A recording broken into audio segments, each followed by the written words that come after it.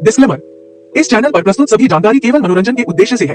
हम यह दावा नहीं करते कि यह जानकारी पेशेवर सलाह का स्थान ले सकती है और किसी व्यक्ति, संस्था या संगठन को प्रतिबिंबित नहीं करते।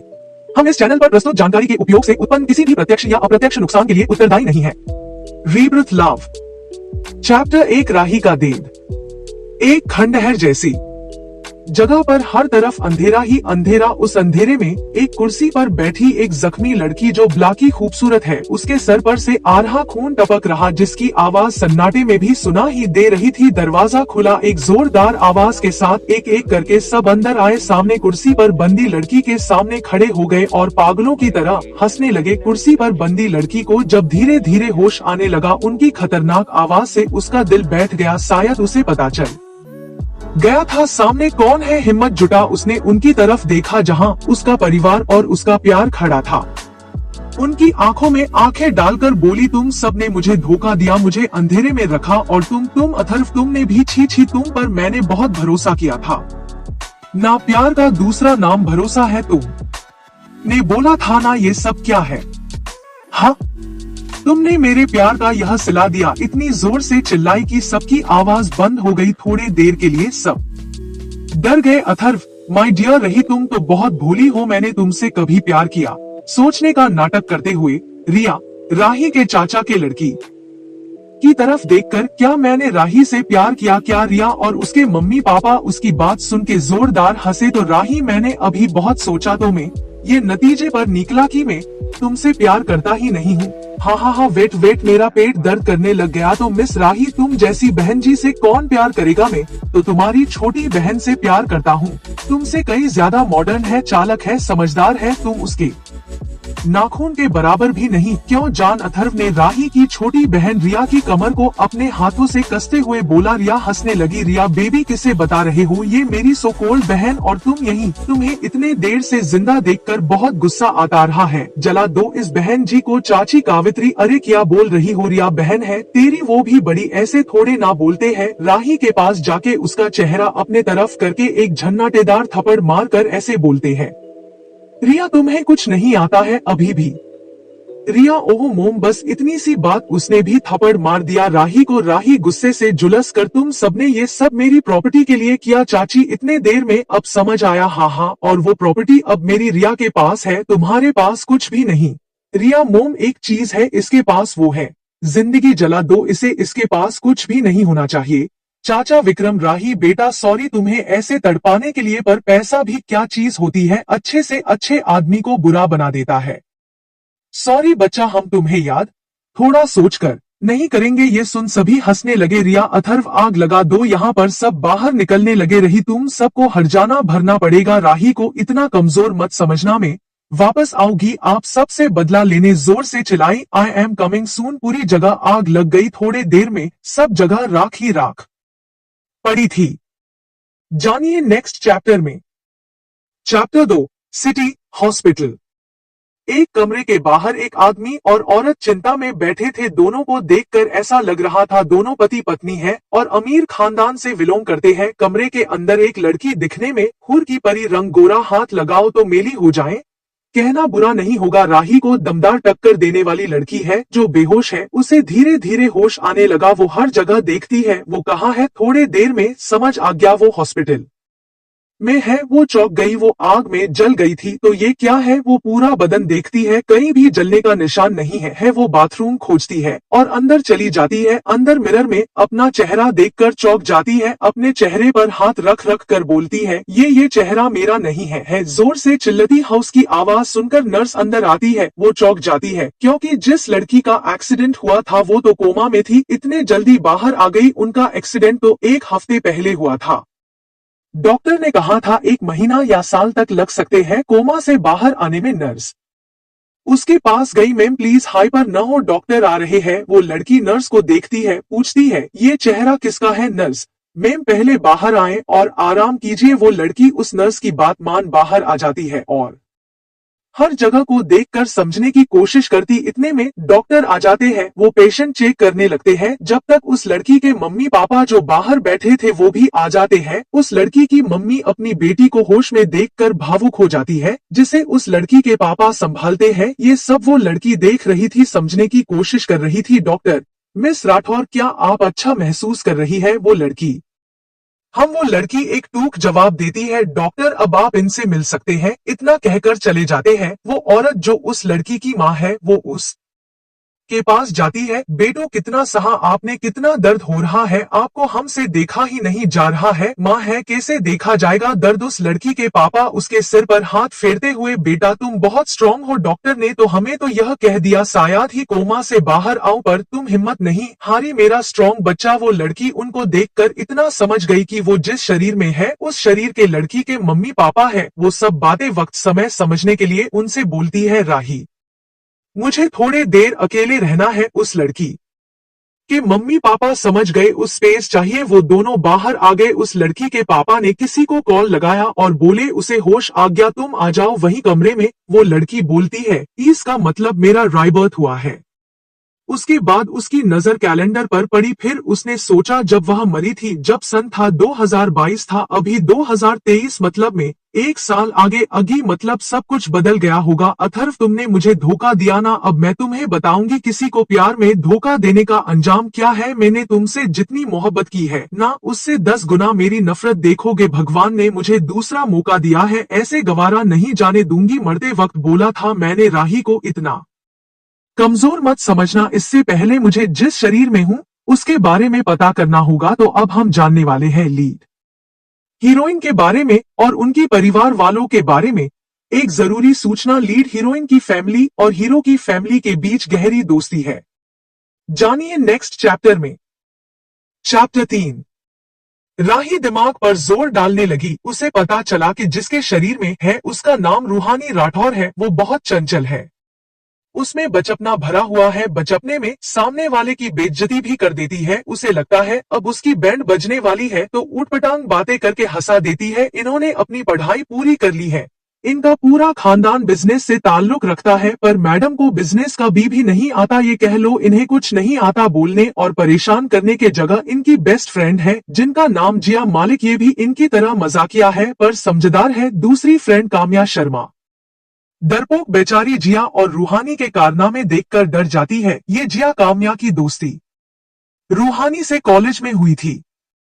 ओ, तो जिस लड़की के शरीर में हूँ वो मुझसे बहुत अपोजिट है। हम नाइस राही, जब मोम डैड थे तो मैं भी ऐसी थी, पर मोम डैड के जाने के बाद सब बदल गया। जब डैड ने मेरे कान में वो बोला, उसके बाद मैंने अपने सपने मार दिए। ऊपर देखकर डैड, आप मुझे देख रहे होंगे। अब मुझे समझ आया आपने मुझे वो सब एक 10 साल की लड़की से क्यों कहा। मुझे आप दर्द में नहीं देखना चाहते थे, पर डैड जिस चीज डर था वो हो गया। पर एक चीज है, मेरे पास इतना सब होने के बाद भी नहीं बिगाड़ पाए। यह कह लो मेरे पास अभी भी हुकुम का इक्का है। हा हा हा ना, तो क्या हुकुम इक्का है हमारी राही उर्फ रूहानी के पास। दरवाजा खुलने की आवाज आई जिससे उसने हंसना बंद कर दिया। उस तरफ देखा, एक 26 साल का लड़का, हैंडसम। इतना लोग एक बार पलट कर जरूर देखेंगे। तो मैं आपको बता दूं, ज्यादा मैं कैरेक्टर के लुक के बारे में नहीं बताऊंगी। वो शख्स अंदर आया, रूहानी के पास बैठ गया, उसे गौर से देखने लगा। राही उर्फ रूहानी मन में सोचने लगी, अब ये कौन है, ऐसा टुकुर टुकुर मुझे क्यों देख रहा है। भाई मैं हूँ खूबसूरत, इसका थोड़े ना मतलब है ऐसे देखेगा। हूँ ये मैं क्या बोल रही हूँ, मैं तो ऐसी नहीं थी, शायद इस शरीर की लड़की के कारण हो रहा है। मैं भी ऐसी होती जा रही हूँ कोई ना, इस बार अपना जीवन बहुत अच्छे से बिताऊंगी। वो अपने मन में ये सोचकर निश्चय लेती है। वो सोच ऐसी रही थी, उसके चेहरे पर भाव बार बार बदल रहे थे जिससे वो अपनी खूबसूरती में क्यूट बहुत लग रही थी।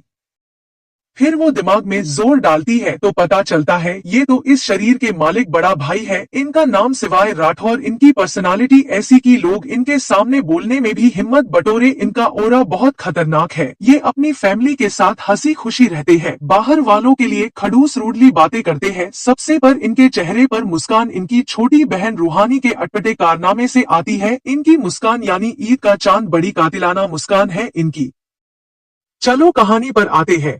ओ, ये रूहानी के भाई है, मतलब अब मेरे तो कोई भाई नहीं था, कोई ना।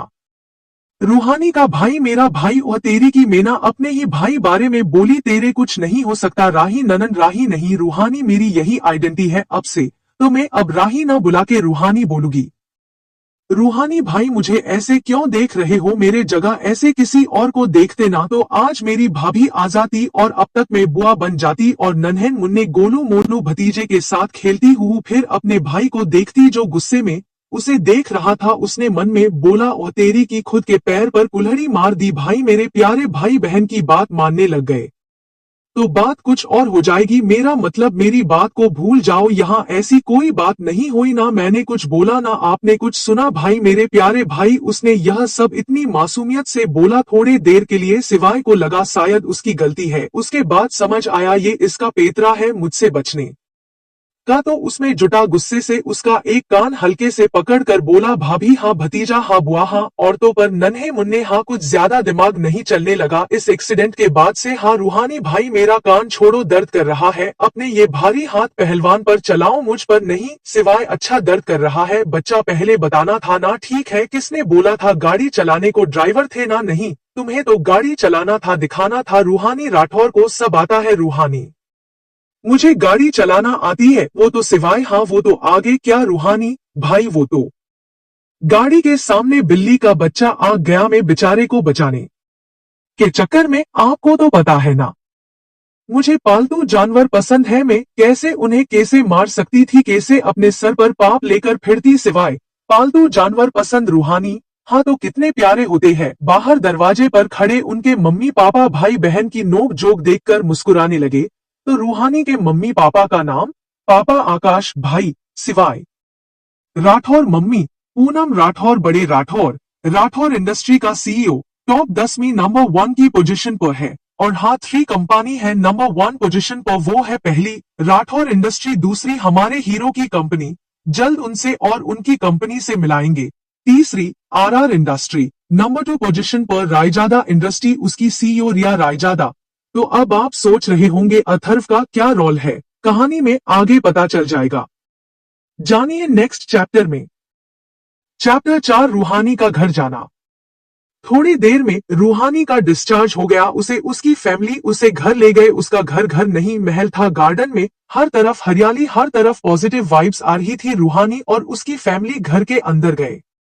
रूहानी, ये घर कितना बड़ा है, हर तरफ बॉडीगार्ड जैसे बॉर्डर हो यहाँ। अरे रूहानी, तू इतनी बेवकूफ कैसे हो सकती है? बिजनेस खानदान से बिलोंग करती है, दुश्मन तो होगे ही सही। तुझे तो पता होना चाहिए ना। क्या पता होना चाहिए रूहानी को? सिवाय बच्चा ऐसे घर क्यों देख रही है जैसे पहली बार देख रही हो? रूहानी ख्यालों में खोए हुए जवाब देती है, हाँ पहली बार देख रही हूँ। सिवाय क्या समझकर जवाब देती है, बहुत बड़ी बात कह दी। मेरे रूहानी ख्यालों से बाहर आकर बात, भाई आप तो ऐसे शौक हो रहे जैसे। मैंने कहने का मतलब है, इधर उधर देखकर उसे सोफा दिखता है। वो बोलती है सीरियस होकर, भाई बात बहुत बड़ी है। सोफा तरफ इशारा करते हुए उधर चलकर बैठकर बात करते हैं मजाकिया होकर, वरना में यही ढेर हो जाओगी मुझे। फिर हॉस्पिटल नहीं जाना। सिवाय शुरू उसकी नौटंकी देख रहा था। उसे उसके ऐसा बोलने बात बड़ी है। वो सीरियस हो गया बात में। जो वो बोली उससे उसे बहुत गुस्सा आया। रूहानी ने जब अपने भाई को गुस्सा होते देखा, मन में सोचती है, लो हो गया तेरा बेड़ा गर्क। पता है जब भी गुस्सा दिलाती है। फिर अपने चेहरे पर दुनिया भर की मासूमियत लाकर प्यार से बोली, भाई। वो ऐसे बोली जैसे उसकी आवाज से शहद टपक रहा। उसने अपने भाई का हाथ पकड़कर बोली, भाई मेरी बात नहीं सुननी? चलो चलो पहले बैठते हैं, फिर मैं आपको बताती हूँ। वो दोनों जाकर सोफे पर बैठ गए। रूहानी के मम्मी पापा उनकी बातें सुनकर मुस्कुरा रहे थे। उन्हें मालूम था ये रूहानी अपने भाई के साथ ऐसे रहती है। वो दोनों अपनी बेटी की सुनने के लिए उनके साथ वहां बैठ गए। पूनम, बेटू तो बताओ ऐसी क्या बड़ी बात है जिसके कारण आपको लग रहा आपने घर पहली बार देखा? बताओ आकाश राठौर, हाँ हाँ बताओ, हम भी तो जाने ऐसी क्या बात है जिसके चलते हमारी बेटू कॉमेडी मोड छोड़कर सीरियस मोड पर आगे। रूहानी अपने पापा की लास्ट लाइन सुनकर मासूम से शकल बनाकर बोली, पापा मुझे आपसे यह उम्मीद नहीं थी आप मेरे बारे में ये सोचते हैं। सिवाय तो चलो बताओ जिसके चलते तुमने हमें बैठाए रखा है। मैं सुन रहा हूँ रूहानी, हाँ तो मैं आती हूँ अपने ट्रैक पर, तो सुनो कान खोलकर। सिवाय बच्चा फालतू की बात छोड़ो, मुद्दे पर आओ। रूहानी मासूम से शकल बनाकर, हाँ तो बता रही हूँ ना, गुस्सा क्यों होते हो? तो सुनो मेरी दुख भरी कहानी। तो आप सबको पता है मेरा एक्सीडेंट हुआ था 1 हफ्ते पहले। मेरी कैलकुलेशियों के हिसाब से हाथ पर जोड़कर बोलती है 1 हफ्ते में 7 दिन होते हैं, सिवाय ऐसे देख रहा था जैसे किसी पागल को देख रहा हो। रूहानी तो एक दिन में 24 घंटे होता है तो 7 दिन कितने हो गए। अपने छोटे से दिमाग से सोचते हुए बहुत ज्यादा क्यूट लग रही थी। फिर सोच समझकर जोर से चिल्लाकर बोलती है, हाँ तो एक हफ्ते में 168 घंटे होते हैं। हाश, मेरा तो दिमाग ही थक गया। सिवाय आकाश, पूनम, रूहानी तो मैं पूरे 168 घंटे घर से बाहर थी। मतलब मेरे लिए बहुत बड़ी बात है। बस इतनी बड़ी बात थी भाई जिसके लिए आपकी रूहानी इतनी सीरियस थी। ये लाइन वो इतनी मासूमियत से बोली जो पूरा परिवार अभी उस पर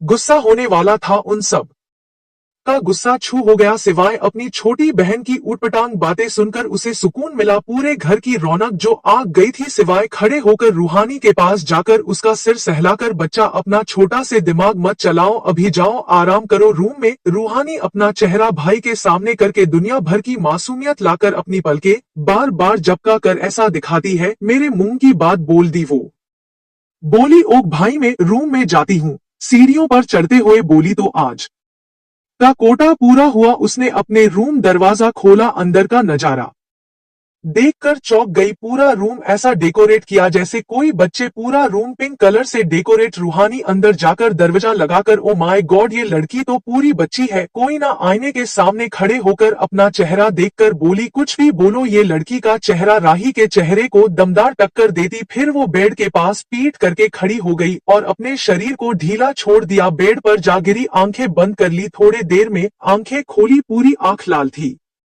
आंखों में जुनून था, बहन था बदल लेने का। वो बोली, बहुत रह लिए तुम सब आराम से, अब तुम्हारा सुकून छीनने आ गई हो। फिर आंखें बंद कर ली और बोली, रूहानी की दोस्त जिया मालिक, नाम पहचाना है, जल्द मुलाकात होगी। जिया मालिक, तो जिया मालिक को कैसे जानती है राही उर्फ रूहानी? जानिए नेक्स्ट चैप्टर में। चैप्टर 5। शाम के 4 बजे रूहानी की नींद खुलती है। रूहानी आप बहुत दिनों बाद सुकून की नींद आई।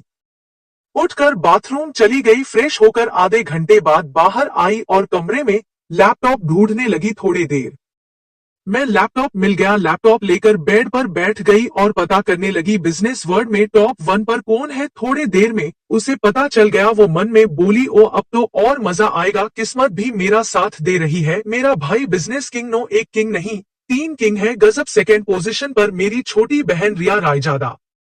हम खूबसूरत तो बहुत हो गई हो पर मुझसे मतलब रूहानी राठौर से कम खूबसूरत। अथर्व की भाषा में बोले तो तुम मेरे नाखून के बराबर भी नहीं। लैपटॉप साइड में रखकर मिरर के सामने खड़े होकर अपने बालों को संवारते हुए, हम अथर्व का जिक्र हुआ है तो पता करते हैं धोखेबाज आजकल कर क्या रहा है।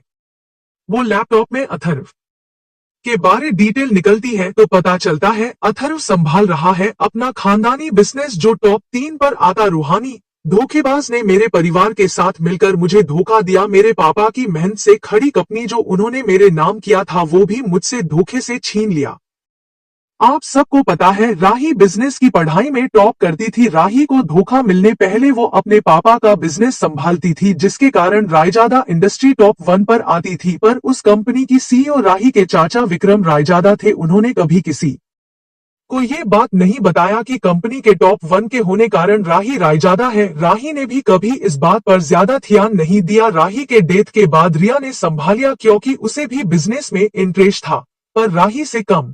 पर राही के बाद रिया का बिजनेस संभलने से रायजादा इंडस्ट्री टॉप 1 से सेकेंड नंबर पर आ गई। जब राही बिजनेस संभालती थी जब टॉप 1 पर 4 कंपनी थी, पहली रायजादा इंडस्ट्री, दूसरी राठौर इंडस्ट्री, तीसरी हमारे हीरो की कंपनी, जल्द मिलेंगे इनसे, चौथी आर इंडस्ट्री। चलो कहानी पर चलते हैं। और रिया नाम कर दी और खुद अपना खानदानी बिजनेस संभाल रहा है। कुछ सोचकर हंसने लगी। हाँ, मुझे समझ नहीं आ रहा है। इसकी गर्लफ्रेंड रिया बिजनेस में सेकेंड पोजीशन पर आती है और ये जनाब तीसरे नंबर पर। हाँ, कैसे रिया ने अपने बॉयफ्रेंड को बिजनेस में कुछ मदद नहीं करी। एनीवे मुझे क्या, पर तुम्हें बर्बाद करने में बड़ा मजा आएगा। कुछ सोचने लगी फिर बोली, जिया मालिक से मिलना है। रूहानी के मेमोरी से ऐसा लग रहा है जिया मालिक रूहानी के दोस्त है तो फिर तो मिलना पड़ेगा रूहानी बनकर। राही को रूहानी बनकर कर मिलने की क्या जरूरत है जबकि वो रूहानी है। तो अगले भाग में मुलाकात होगी रूहानी की दोस्तों से। पढ़ते रहिए, कमेंट करें और बताएं कहानी कैसी लगी जिससे मुझे आगे लिखने में मदद मिलेगी और रेटिंग देना भूलिएगा नहीं। नेक्स्ट चैप्टर में और भी दिलचस्प मोड़ आने वाले हैं। आज का एपिसोड कैसा लगा? अपनी राय कमेंट में जरूर बताएं। साथ ही इस वीडियो को लाइक करें और अपने दोस्तों के साथ शेयर करना न भूलें।